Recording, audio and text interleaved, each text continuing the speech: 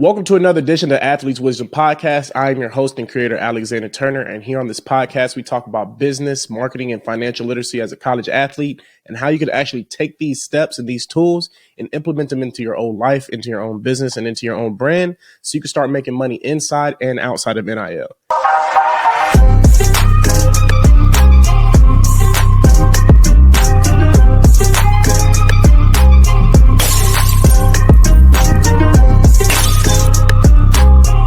Today, I have an amazing guest. This amazing guy right here is a guru when it comes to financial literacy. He has dabbled and dabbled in many areas such as real estate, standing credit, and so much more. So make sure you grab your pen and your paper because note takers are money makers and note takers are game changers. All right.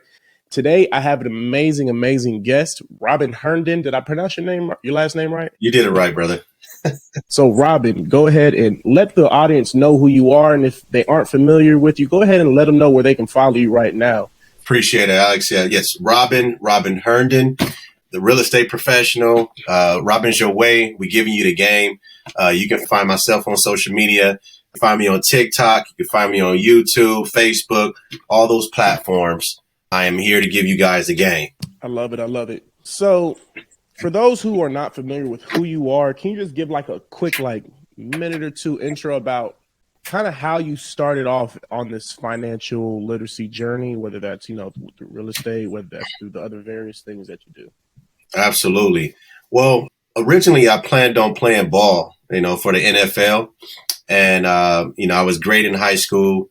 I had a scholarship. I was on my way to USC, and then I planned on playing for San Francisco 49ers. And then I ended up blowing it. I wasn't going to get rich quick that way, so to speak. And when I realized that I wasn't going to be able to follow, that path and that journey to success. And so I started looking into who's going to make the most money in the world, who did that at the time. And I found out that it was attorneys, it was doctors, and then it was real estate professionals. And so when I looked at how long it was going to take to get those certifications, attorneys and doctors, you had 8 years of school. I was like, that's out. I ain't going to do that. And then when I looked into being a real estate professional, at the time, it was all you needed to have was 2-3 months. You get your certification and then you can work your way to get a real estate license. And so I'm like, they make a lot of money and all you got to do is go to school for 2 or 3 months. And then that was it. I said, all right, I'm going to go ahead and jump right into that. And so I jumped into real estate and I started the whole professional focus of how I'm going to be able to attain financial freedom through real estate and literacy and how that situation worked. And so that was my journey into real estate. And then it led into many other things. So I can kind of go on and on, but I don't want to get off task, No, you're good. So let's just touch on a couple of give me two of what those other things are that you just said that they've led into some other things, just so the audience can get a better understanding of the vast knowledge that you know and where some of your expertise may lie. Sure.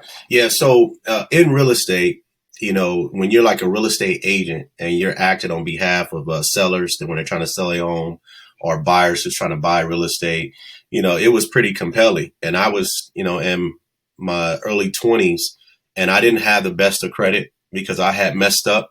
I didn't get taught that credit was so important.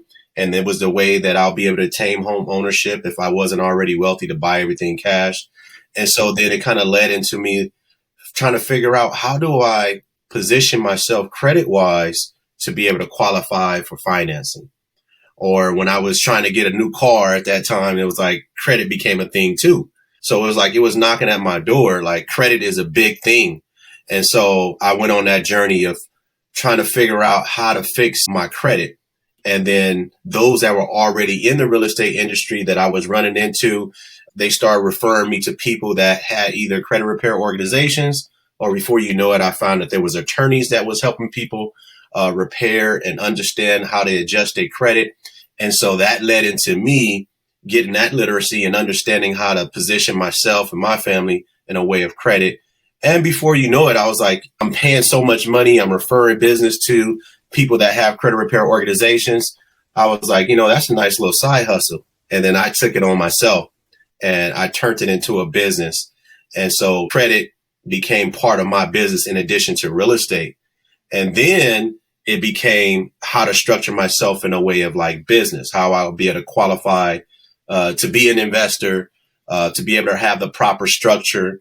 And then I started getting into, corporation services, how to form and structure a corporation or LLC and a business. That way I'll be able to get the best tax benefits, be able to buy real estate, have leverage, and then to reduce my liabilities personally. So those were the other things in addition to some other things, but it led down that path, like credit and business structure outside of real estate. Gotcha. And I want to ask a quick question. This is something that you spoke on earlier about essentially you had this dream, you had this plan, you had this goal to go to USC and then go to the 49ers and play. What stopped that? And what advice can you give to a college athlete as far as making sure you have a secondary skill to fall back on, right? I want you to gear it in the sense of what's that secondary skill they can have, simply because even if you do end up making it to the pros, you're only going to be in the pros for so long. You still need something to do afterwards. Right? So kind of go ahead and touch on that a little bit. Sure. Yeah, when I realized that I wasn't going to the NFL, this was, like my 12th grade year. I had already kind of blew the scholarship. And then in order for me to continue, and I wasn't going to go to a 4-year university, I tapped into like a community college and I wanted to play ball there. I ended up having to realize in my situation, I ended up having a child too at the age of 18 years old. So I had to kind of balance and I had to choose, whether I was going to go all back in on trying to focus on that career. And since the reason I blew my scholarship, it wasn't going to happen at USC, I'm like, I can go to the community college, show my skill set, and then I'll work my way up there to meet that dream that I originally had. But again, having a child and then needing work and have to provide for that child, it became, I had to do the whole 9-to-5 thing. And that 9-to-5 thing, it was going to be a challenge for me to be able to go to practice and do all that. At the same token, be able to take care of the family, that sacrifice, it made it to where going into the 9-to-5 situation, I'm like, I don't want to stay in this 9-to-5 situation. I need more money. It required for me after hours to educate myself on how I can be successful and still attain that financial freedom, so to speak. And again, it kind of led into me looking at like what professions I was going to be able to accomplish this through. So I realized that education was the key. If I hadn't set aside the time to look into what was going to help me to attain my financial freedom, I wasn't going to be able to achieve it. So my recommendation is just educating oneself on how they can have financial freedom. I think literacy is so important, and that's what led to myself having such success. And the education is everything. You want to have literacy, if anything, to fall back on how to be able to continue and be successful. Exactly. And I like how you said like literacy and the education aspect, right? Because oftentimes, and I had this mindset a little bit when I first was out of school, but oftentimes, right, we're in school for so long, for most of basically all of our lives. And when we finally get out, or when we're finally in college, we're like, whew, finally, like not as much school or more relaxed. And honestly, you have to always be in a mind state of learning, a mind state of education, especially outside of school, who might seem as if they're good for you, but truly they're a leech, basically take from you. And I feel like that's very important, especially for athletes, because of the industry they're in. That can happen so much more frequently. What are some beginner financial advices that you wish you knew essentially when you were, say, 18 years old, who's looking to start their own business? What's one major, biggest key of financial literacy advice or business literacy advice that you can give them? I would say you have to peer into, literacy is everything. You got the libraries, you got Barnes and Noble, but, when you're in college, or you're playing sports, or that room is available to you to go educate yourself. And so, what are you feeding your brain with in a way of education? And if you plan on running a business or operating a business, outside of that career, or in addition to that career of playing sports, how are you going to be able to successfully do so? Not unless you have that insight and that awareness. And then that's where you have to tap into those books and understand the fundamentals, whether it's the fundamentals of business. At some point, credit is going to be a thing. You need to understand that. And then leverage. that financial literacy, how to starve and stack, or how not to live beyond your means. I have many books that are like that, but I will highly recommend like the community hubs within one's community that's helping one structure themselves and position themselves towards success. You have to immerse yourself into some sort of community hub that's about that life, so to speak, or that's about that business, just about being successful, outside of it. And they have to have it. They have to have it, whether it's in a college setting or within a local community. So again, that's still geared towards educating oneself. It's either the books or go to a community hub that's talking about structuring oneself for success, thereafter, if that makes sense. It does. It does. So I'm going to pivot a little bit here, right? And I like that you also said, just the education aspect, because that's honestly the biggest thing, no matter what you do in life, but especially when starting your own business, you need to know what you're doing in your business and what to look for, and obviously what not to do as well. What are some of the legal things that a college athlete needs to know when starting their own business, right? Because as we know as entrepreneurs, right, there are a lot of things that when it comes to business that we need to learn, we need to understand, we need to study, but there are certain legal things that I feel like oftentimes aren't even talked about within entrepreneurs, right? Between us, there are certain things that we either don't know or don't think to know unless it's too late. So what would be like one of the major key legal considerations that somebody should probably pay attention to when starting their business, or if they already have their business, when continuing their business? This is just something from an entrepreneur from his own experience. Right. So every time you form a new business, you have a state level, and, they have like a business license based off of the city that you're in. You can go to, the city's clerk's office and start a DBA. But like most things, there's levels to it. You have the city level, and then you have the state level. So legally speaking, when you form, whether it's a INC or a LLC, that's the appropriate structure that you want to have on a state level. And then it goes a step further to where you want to make sure that the legal formation or all the documents, you have them intact properly, because you can start, articles of organization on a state level, but there's other things you need to have. You got to have your EIN number, or you got to have, your operating agreement. So having the proper structure, right? You need to make sure you have that. And there's a lot of attorneys out there that can help one make sure that they have the proper structure.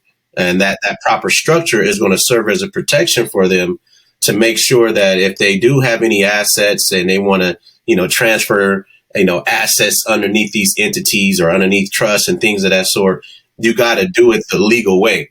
You got to do it with an attorney's professional manner of doing so. And that way, those structures can't be pierced, or, you can't lose out on your assets because, of lawsuits and things.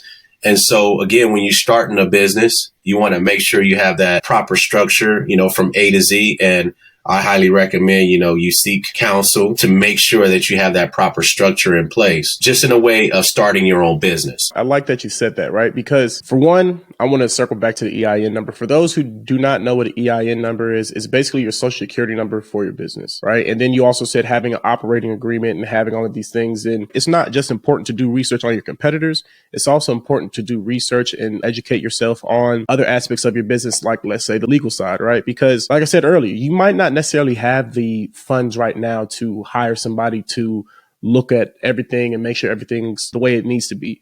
So what would be some tips that you can give an athlete on networking, and maybe even how to get in certain rooms with certain people to network? You got Google. You can Google network groups and they'll come up. I know for, my firm, we like to consider ourselves a community hub and be a resource center to support one's growth in their business structure and small business endeavors. And so we kind of peer into what's going on a state level, and then we do it from state to state. And we're doing it in a way of educating ourselves and then, distributing it to the public. Again, we may go into Google and we look up networking groups that can be for a local community or city and state. And then we'll jump into those networking groups. Let's just say like the Chamber of Commerce. Right? Chamber of Commerce are normally, for the city that you're in. And all small businesses, for the most part, they get registered at the Chamber of Commerce for that city. Right? And you can register into that Chamber of Commerce, and you're going to find there that, You got attorneys there. You might have, people that does home type services, electrician type work, or you might have your local realtors, or you might have your escrow officers. And these are mature persons. These are adults. These are not people that's just high school people. These are people that actually running and operating a business, and they're focusing on growing their network. And so they're into these local community hubs like the Chamber of Commerce. Exactly. And I'll give one tip to college athletes or anyone who's listening.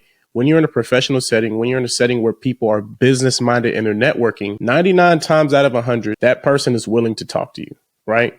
Whether it's to help you with something or whether it's to maybe learn something from you, right? So don't be afraid to reach out. As an entrepreneur, I like seeing new entrepreneurs come into the space and are eager to learn and are eager to build meaningful connections, right? And I'm sure there are a lot of other entrepreneurs just like that. So just like I am trying to get value from someone, I also want to be of value to someone else, even if they have nothing to offer me. Engage with that person and actually take the initiative to reach out, because you never know who is actually watching you. There is a brand and they're nationwide and they're called Team Referral Network. And when you register with Team Referral Network, again, you're going to see all these different business owners, these networkers, these professionals. And the hook there is when you join that network, you meet once or you can meet twice a week, and that's optional. And they normally have multiple chapters in your city and in your state that they'll recommend. That their job is to make sure that they help people grow their network in a way of referrals. I'm glad that you said that. What would be a good way to determine the value of a multifamily unit? And how do I know if that price of the home is like overvalued than what it actually should be? So in real estate is based off of square footage. And so each unit in their square foot, and then you look at the overall lot size of the location. And then when you get into multifamily, when it's like 5 units or more, it's based off of the perspective income that you're going to have coming in, which is going to determine the value. So one, you're looking at the square footage.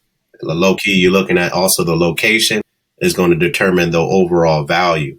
But how much income or surplus in income are they going to have based off of those other units?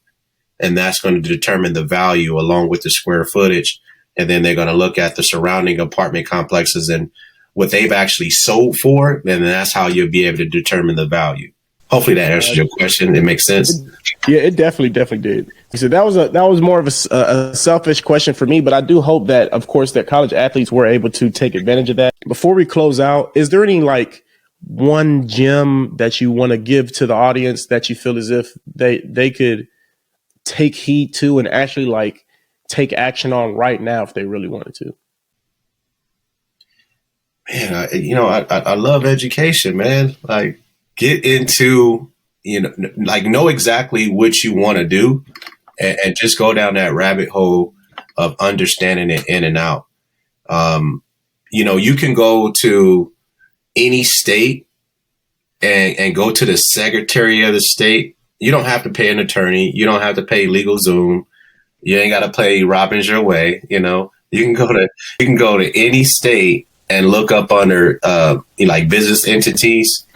And you'll be able to start your business there for $50, $25. Hey, Robin, I appreciate you so much for hopping on and giving the immense amount of value and knowledge. And I just like the fact that you repeatedly over and over and over again highlighted education and learning from people who have already done it. Because I feel like that's the biggest thing there is. Can you go ahead and, like I said, once again, let the people know where they can find you. If they wanted to utilize your services or wanted to ask you questions, where exactly can they find you and what's the best way to get in contact with you? Yeah, you guys can DM me at Robin's Your Way, whether it's on Instagram or on TikTok or YouTube, Facebook, we're there. And then, I'm at robinsyourway.com, so you can go there and look at all the services and things that we have and press the contact at robinsyourway.com, and then you'll end up at the office. My team would, send you my way and we'll get you guys in shape. I love it. Hey, well, thank you so much again, Robin, and audience for tuning in and listening. Look, if you have any questions for me or for him, you know where to find us. I'll also drop all the links below for you, and we'll see you on the next episode. Let's go.